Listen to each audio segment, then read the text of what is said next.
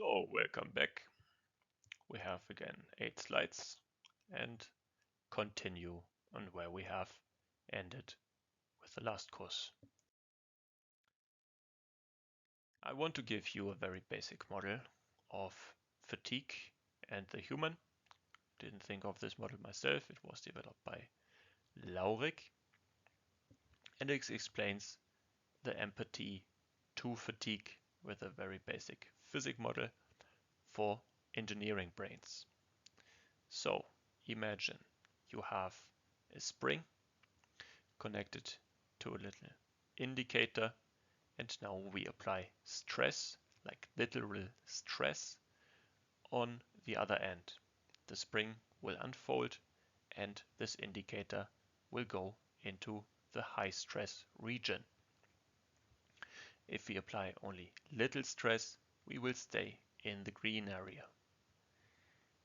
The spring is the unique capability of a human, its character, to react to stress.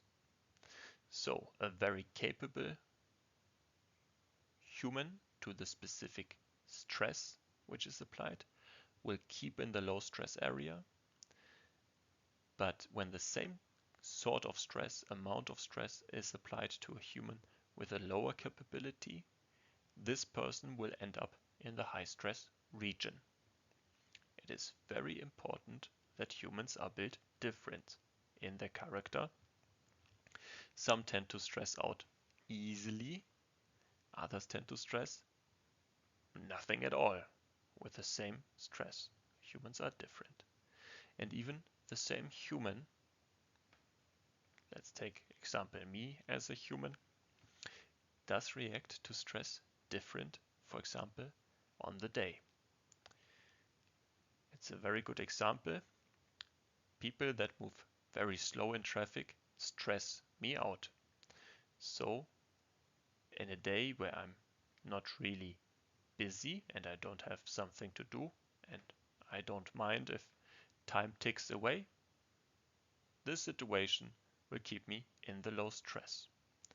Next day, when I'm already under time pressure and I see somebody very slow or walking slow on the sidewalk, I will be in the high red area going crazy. This has nothing to do with fatigue, it just explains this model. So let's go deeper into a fatigue example. The longer the stress remains, even if the stress remains the same with the task, now specific the operation of equipment, this will load the spring. So the longer I operate, despite the task does not change, my capability drains. Everybody knows that. The longer you do a task, the more you get fatigued. This is the very human nature, and it is also the definition as of fatigue, as we learned earlier. So what can we do to go back to green? Reduce the stress. So how do I figure out fatigue by myself? The impaired alertness. I figure out that I do more mistakes than an alert state. By yawning. Yawning is actually just muscle activation to do something, and when my body yawns, it tries to just do something to not fall asleep. The more I yawn, the closer I am to microsleep. If I can start feeling my eyelashes and my blinking behavior becomes more intense, so repetitively, I can also indicate myself of being fatigued. Same goes with the heavy head. If I struggle to keep an upright position and I want to really rest, also the muscles are tired and wanting to relax, I'm trying to find a more comfy position to actually get into this sleep pose.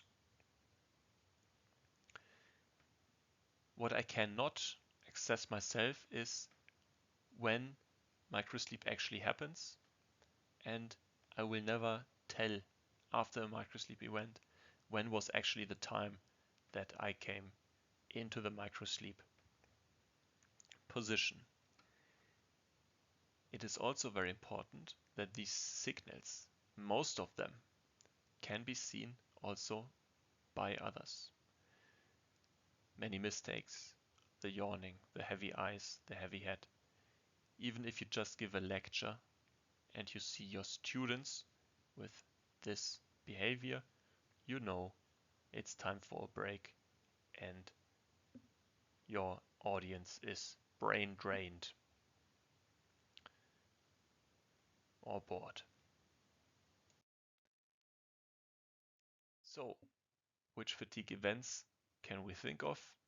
Of course, the big position of collision. I collide with traffic and infrastructure. The opponents, so other partitions in the traffic, collide with me. Always remember, it's not always you that is fatigued. It's also the others hitting you. And of course, you can hit others, or others can hit you, even if you are not really part of the traffic, but off-road. Fatigue can trigger dangerous actions, sudden brake, sudden steering, etc. Especially when I wake up, when I recover from a microsleep and I need this 10 seconds to really figure out what just happened, this sudden wake up reaction. And I can create dangerous situations by making mistakes caused of fatigue and cause the machine that I'm currently operating to go into a shutdown procedure, for example, by hitting emergency stop without the real intention, or do a sudden gear shift. And as always, I'm not always have to put my life or others on the line. It can also be that I just break the machine, I destroy infrastructure, or putting environment at risk by just wrong machine operation skills. So, moving on. How can I keep alertness? Or what can I do versus fatigue? I can have a good sleep, quality and quantity. This always means that my life needs to be in the condition for good sleep. Also, my working hours and my working time effects. Here it is more important that the people that are actually responsible to have an influence of this give me a good basic understanding and the conditions to work in that cover good fitness. I cannot expect workers to be very alert and still act like they need to work 12 hours, 5 days in a row. Environment. I can cover fatigue risk in the amount and sort of light I use, in the conditions, few conditions, and generally in the comfort conditions. The less fatiguing a work itself is, the more likely it is that I keep alertness. The more complex a task is, the more it will drain, the more likely fatigue becomes to strike. I need to be aware that there are illnesses and medications that impair my operator fitness, and I need to learn more about it to like self-diagnose the situation, or I need to be in a level of trust that helps me to go see a professional, see a doctor that is looking into it. Last but not least, my life situation has an impact. My physis, so my sportiness, my psyche, so my mental health. The family can cause good or bad sleep, especially kids, arguing, the marriage conditions. I also have seen sport events having a big impact on sleep. If the favorite team or the national team has an event, usually the next shift is more difficult. Who is responsible for my own fitness? First of all, it is myself. And if others want to judge it, they need to create an environment of support and trust.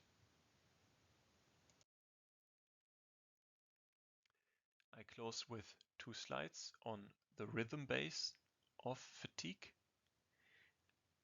Everybody knows that fatigue is not only a night shift problem, as we know that fatigue is not situation based, but process based.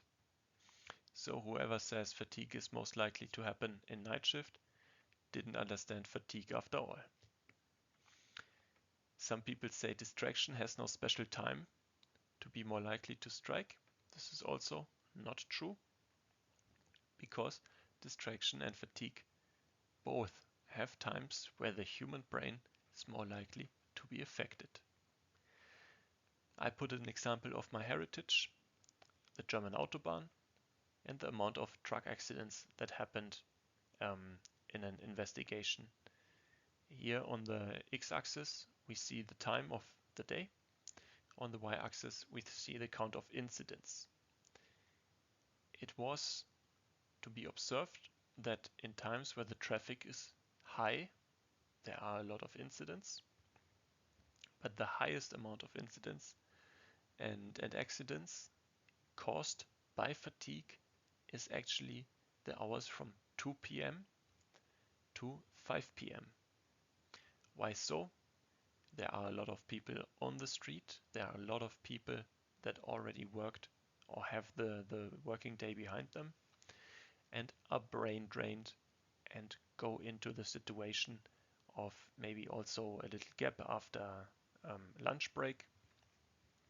And so the reaction time is lower. A second rhythm-based phenomenon is to be seen on the next slide. Here we have the inner clock-based rhythm.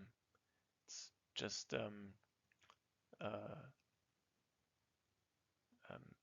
very basics is that the human brain is tends to be sleepy by design in the early morning hours from 2 to 6, because humans tend to sleep at nights. So here's our biggest valley. But there's also the so-called afternoon ditch, which depending on person can be between 12 and 5 p.m. It can be earlier, can be later, and depends also on this what is called early bird behavior or night owl behavior. Every human again has its logical fitness based on the daytime, and it's also sometimes like this, sometimes like that, can even change over the years and so on. It is just important that in the projects that I have been part of that focused on fatigue, I can say that more than half of the percentage of fatigue events are in the early mornings hour, but not every fatigue event is resulting in a dangerous situation or in a really risky behavior. And 30% of the fatigue events are in the late afternoon hours in this afternoon ditch. If you combine it, you're already at 85%, which covers like basically more than 8 out of 10 events in 2 specific time zones. For me, it is also important to note that this rhythm, you can also put it on the work week. Mondays, the morning hours, like Monday is first day in the week, is usually the time people are more sleepy, they come from the weekend, sometimes not completely recovered, they need to find their way into work. For me, it's also very logical. Tuesday, Wednesday, you have a ramp up, people are positive. Thursday, you have the ditch because you're already having the weekend in mind. And Friday, you have a high and a low because first you're working and the second half of Friday you're usually declining. If you're in a shift system, this also applies. When you come back into your roster, you need to adjust. As you phase out, yeah, you're already looking forward to it. This is actually why I usually try to write my emails and put in critical things on Tuesday and Wednesday, hoping that the people that I'm like working with will react in the high and not in the low. So far so good. I hope you can also use this information to your advantage. Best wishes and see you in the next one. Bye bye.